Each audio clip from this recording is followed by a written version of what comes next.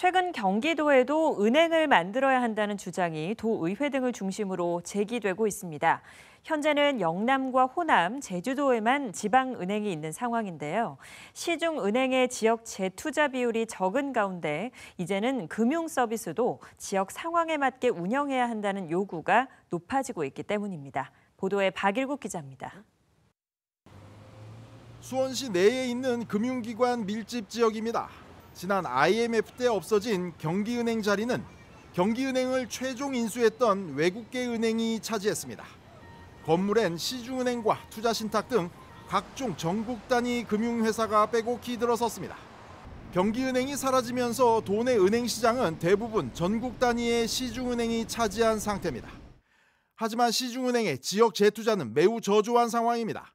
금융위원회 조사 결과 4대 시중은행 중 국민은행만 최우수 등급을 받았고 그 외에는 2등급, 3등급 수준으로 나타났습니다. 반면 영남과 호남에 기반을 둔 지방은행은 5개 중 3개가 최우수 등급을 받아서 예금을 지역에 투자하는 비율이 크게 높은 것으로 조사됐습니다. 4대 시중은행 중에서 국민은행 한 곳만 최우수를 받았습니다. 이것은 곧 시중은행은 지역 재투자에 관심이 좀 없다라는 것을 좀 보여줬고요. 그래서 금융 서비스와 관련해서는 지방자치가 그렇게 영역이 확대되진 않았다라고 저는 봅니다. 영호남에 기반을 둔 지방은행의 경기도 진출도 늘고 있습니다. 경기은행이 없어진 이후 하나둘 들어선 지방은행의 경기도 지점은 이제 17개까지 늘었습니다. 상황이 이렇다 보니 경기도형 지방은행이 필요하다는 주장이 나오고 있습니다. 경기도형 지방은행 논의를 시작할 때라고 생각합니다. 지역 맞춤형 금융 서비스가 말로는 쉽지만요. 수반되어야 될 것, 그리고 선행 과제가 많아서요. 기간을 가지고 제대로 검토할 필요가 있습니다. 하지만 우려의 목소리도 적지 않습니다.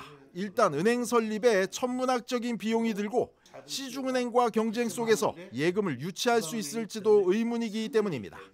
지방은행을 만약에 허가를 해서 설립을 한다면 그걸 유지를 할 수 있느냐. 설립을 했을 때 설립 비용이나 그다음에 지방은행 유지 뭐 이런 거를 위해서 지역 내에서 해결이 되느냐. 그게 안 된다면 또 그것도 쉽지 않은 문제고. 지방은행 이외에도 신협이나 새마을금고 같은 지역형 금융회사들과의 협력 등 다양한 대안이 제시되고 있습니다. 금융은 민생과 직결된 문제인 만큼 지방 분권 시대에 지역 맞춤형 금융 서비스를 발굴해야 한다는 목소리는 더 높아질 것으로 보입니다. BTV 뉴스 박일국입니다.